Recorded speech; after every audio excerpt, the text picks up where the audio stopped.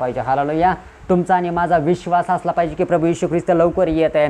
तुमचा आणि माझा विश्वास असला पाहिजे की ज्यावेळेला प्रभूचं येणं होणार त्याच्या अगोदर देवबाप मला उचलल्या. यासोलीस माझा परिवार आणि माझे लेकरही देवाच्या सामर्थ्यात देवबाप उचलणार आहे. हालेलुया.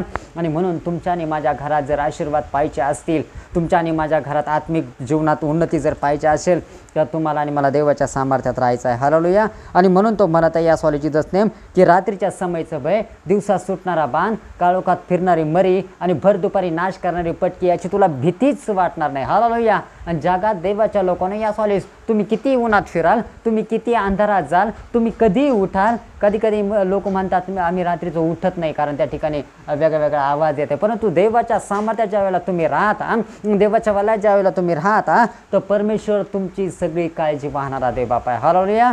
आणि म्हणून त्या समायाला म्हटलेलं आहे की तू यासोली दिवसा सूर्याची तुला बाधा होणार नाही.